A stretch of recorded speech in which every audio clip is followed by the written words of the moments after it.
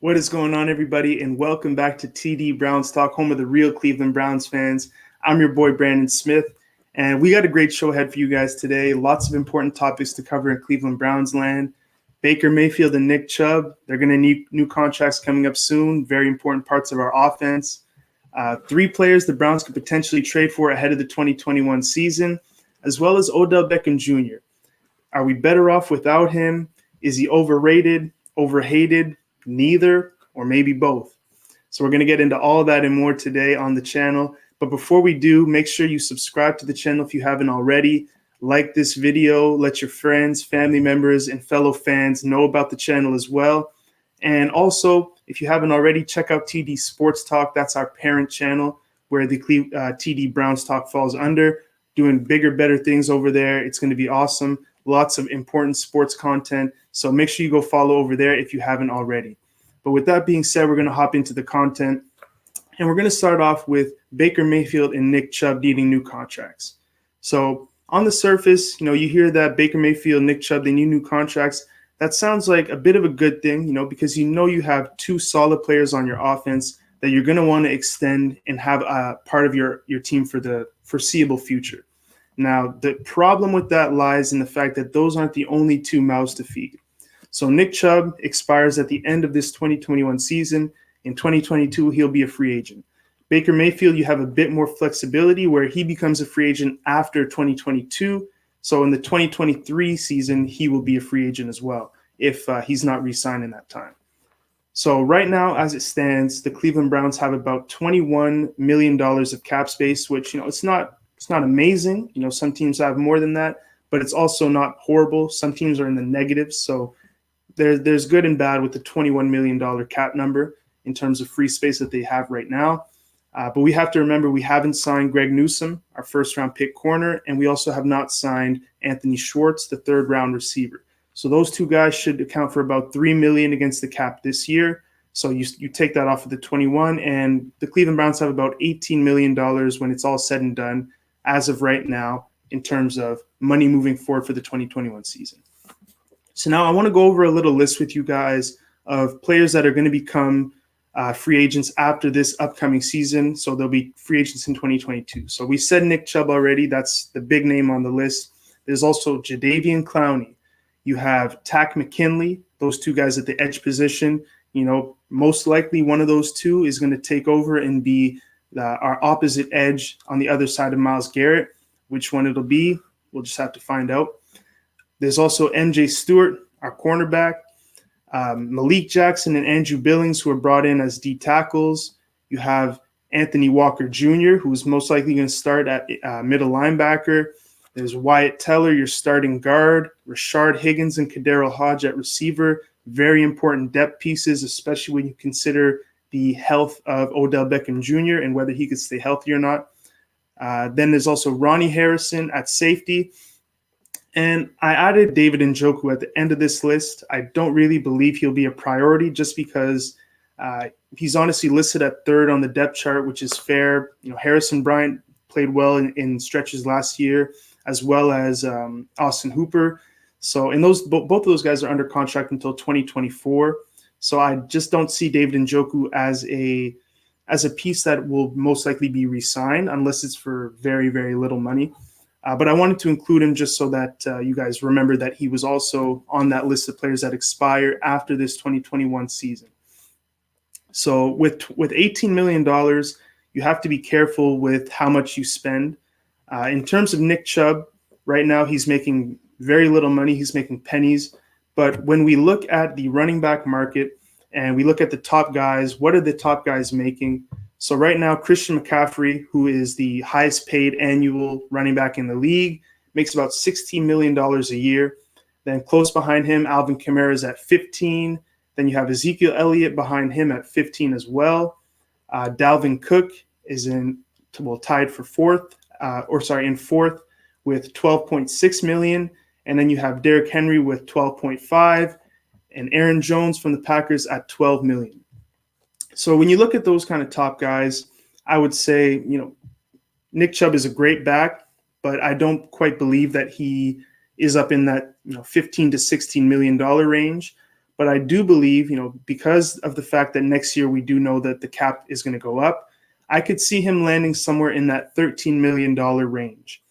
Now, to sign Nick Chubb to a $13 million contract per year right now, you won't necessarily have to eat all 13 of that million on a contract this year.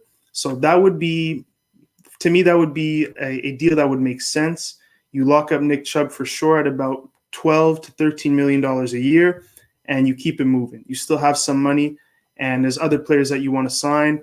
You can wait for some of them. Some of them you would probably want to sign right away, like a Wyatt Teller, who's a key piece of that offensive line. Definitely want to sign. And then on the other hand, like I was saying, where there's some players where you could actually wait. Takk McKinley, Jadeveon Clowney. You could let those two battle it out, see who stays healthy in 2021, who plays better in 2021, and then reward potentially the one who plays better. So there's certain cases where you can wait. Nick Chubb may not be that kind of player where you want to wait, because if you do, there's a chance he has a great 2021 season, and then all of a sudden that $13 million number goes up to 15, 16, maybe even 17 if he has an insane season, which we all know he's capable of. He's a great back. Now, we haven't talked about Baker Mayfield yet, and I think if you can catch the drift, there's an obvious reason why. So, like we said, Nick Chubb, he's due for a new contract. He expires after this season. All those names we just listed expire after this season, and the Browns only have about $18 million of cap space. So, to sign Baker Mayfield before this season or during this season will be very tough to swing, especially because he'll be due. When you look at the top quarterback money, Baker Mayfield is probably somewhere in the $35 million range, maybe the low $30 million range, which is a big cap hit for sure. So I don't think they quite have the money to do it this offseason. They may have to wait until next offseason. Now, the problem with that, there's two main problems that I want to bring up real quick. The first one is, let's say Baker Mayfield has a stellar season, which we're all hoping he does. We're expecting he does.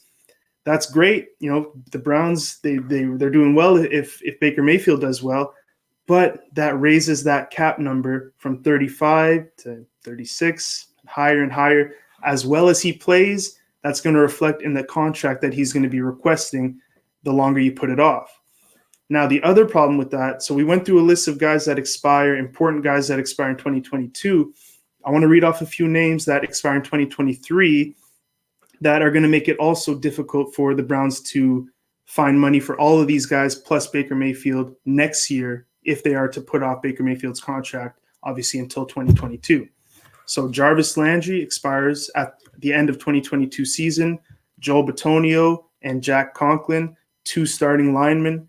J.C. Treader, another starting lineman. That's 3 starting linemen.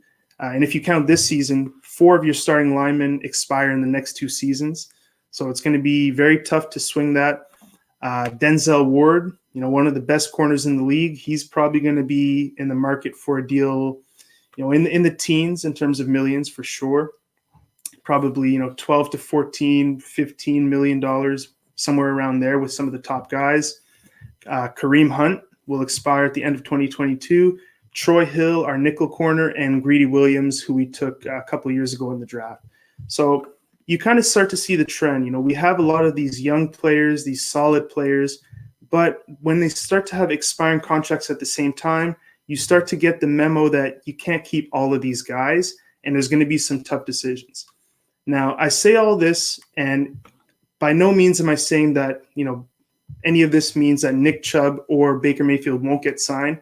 I believe that out of all the names that I've mentioned, those 2 guys are key pieces to the team. Of course, Baker Mayfield, your starting quarterback, and then, Nick Chubb, who's proved that when he's healthy, he's one of the best running backs in the league. So those 2 guys should be priorities, Nick Chubb this season and then Baker Mayfield next season. But just keep in mind that there's going to be some tough decisions that have to be made. There's going to be guys that you have to let go of and then hopefully replace them through the draft. You look at this season, we drafted Greg Newsome in the first round.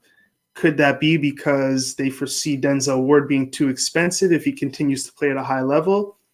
I'm not sure. So we're going to see how it goes. Just want to keep that in mind, though, that you can't keep everybody, especially if they play well. So we're going to move on to topic number 2 now. There's an article that talked about 3 players that the Browns could potentially trade for before the start of 2021. So this article, I'll give the credit where it's due, was written by Randy Gersey, 2 weeks ago. And the number 1 player on this list is, in my opinion, a great choice. Jordan Hicks, linebacker from the Arizona Cardinals. Now, Jordan Hicks plays inside linebacker. So I'll read you a little bit of what Randy said about Jordan Hicks. So he said, Jordan at one point was a prize free agent addition for the Arizona Cardinals. He was a 3rd-round pick out of Texas who played very well for the Philadelphia Eagles for 4 seasons before hitting the open market. The Eagles weren't happy to lose him, but due to injury concerns, they decided not to break the bank, and Arizona took a flyer for 4 years, $36 million. To date, he's remained healthy and played in all 16 games the past 2 years. That's a good sign, with 268 tackles over those 2 seasons and 4 interceptions. That's a very high number of tackles, very, very much like that, and very much like the fact that he stayed healthy for all 16 games both seasons. So that's number 1. Number 2, we have Anthony Miller, wide receiver from the Chicago Bears. Read a little bit of this one as well. So entering 2021, the Cleveland Browns receiving core is good, and if Odell Beckham Jr. returns to health, it has the potential to be very good. Odell Beckham was simply one of the best players in the game during his prime in New York, but he struggled some in 2019 due to the Browns' offense being a mess under Freddie Kitchens, and then he tore his ACL before Baker Mayfield really started to click in Kevin Stefanski's new scheme.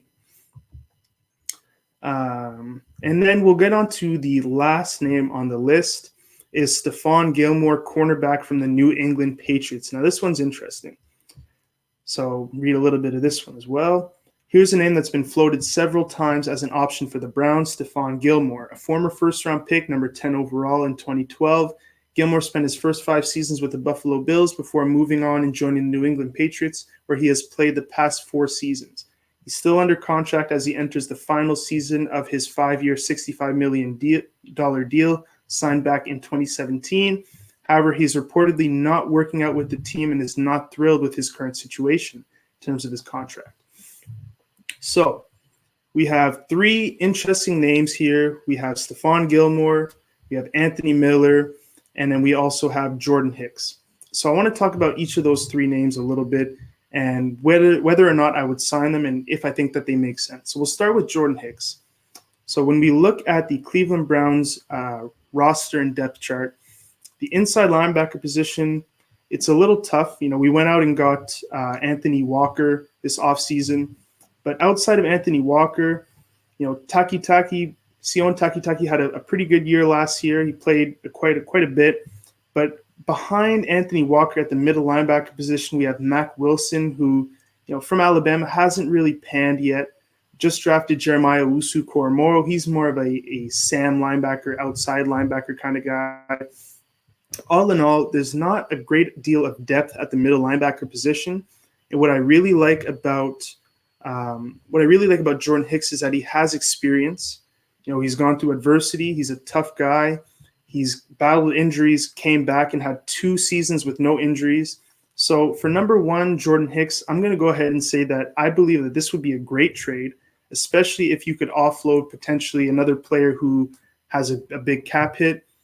Maybe Odell Beckham, maybe not. We'll get into that in a little bit. But that could be a great move to provide depth at the linebacker position. You could have 2 solid players that are starting caliber. So number 1, Jordan Hicks, I like that one. Number 2, Anthony Miller. That one I don't like so much, and I'll let you guys know why. So Anthony Miller in Cleveland, he's been known to have quite a few behavioral issues. He's lashed out a few times. Now, can't really blame the guy. He's been playing in Chicago, so take that with a grain of salt. But he's also had his issues on the field as well, where he's had times where he's kind of fell off and not produced at the level where a lot of people think that he's capable of producing. Now, with that being said, there's a lot of people who believe he has a lot left in the tank, but I don't think that I would be the one as a Cleveland Browns GM, if I was the GM, to take the flyer on him, especially given the fact that we have such a talented receiver core. We still have Jarvis Landry. We still have Odell Beckham if he's not traded. There's still we drafted Anthony Schwartz. There's Rashard Higgins, and there's also Kadero Hodge as well. So there's a good core of receivers who played well last year. Even without Odell Beckham, played well under the new Stefanski offense with Baker Mayfield. So I would pass on the second name, Anthony Miller. And then the third name is Stephon Gilmore. Now, this one's interesting because if salary cap were not a thing and you were just saying, would you take Stephon Gilmore, and maybe trade him for another player and add him to the roster? By all means, of course. Stephon Gilmore, one of the top corners in the game. He did suffer an injury last season, but if he is able to return to form, Stephon Gilmore is easily a top 3 corner in the NFL and would instantly make the Cleveland Browns a better football team. Now, the problem is Stephon Gilmore is only under contract for one more season at $13 million per year. That's his average for this last season. And then he's going to require a new contract. So when we look at the top cornerbacks in terms of pay, number one, obviously Jalen Ramsey. He makes $21 million a year. Number 2 is Marlon Humphrey on the Ravens, $19.5 million. After that, Tre'Davious White, $17.3, and then after him is Darius Slay at $16.7 million. Now, when you figure this is also probably going to be Stephon Gilmore's last big-time contract, he's getting up there in age. He's going to be asking for somewhere in the neighborhood of, I would say, between 18 to 22 if he maybe even wants to become the highest paid again. Maybe even $21.5 million a year. And as we said before, the Browns only have $18 million worth of cap space. So I know you can, maneuver the salary cap a little bit when you sign a new player, front load it, give some money as a bonus.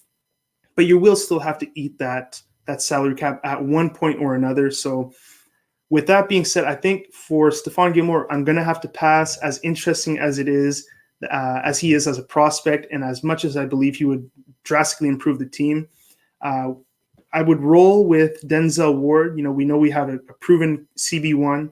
We just drafted Greg Newsome, who I really like out of Northwestern. Has a lot of similar traits as Denzel Ward does. Greedy Williams, also coming back from injury. We still have MJ Stewart, and in the nickel, Troy Hill. So although Stephon Gilmore is a great player, I will pass on that. So out of the 3 names, the only one I would seriously consider is Jordan Hicks.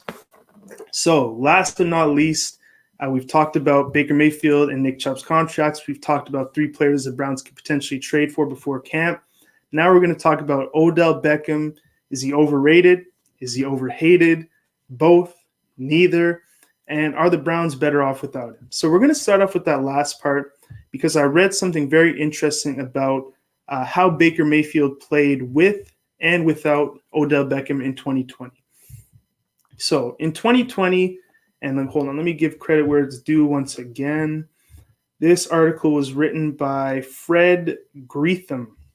So Fred said, hold on, let me find the paragraph real quick for you guys. So during the 2020 season with Beckham, Baker Mayfield ranked 14th in QBR, but after Beckham's injury, all the way to week 15. So for some reason, they didn't go all the way to week 17. I'm not sure why.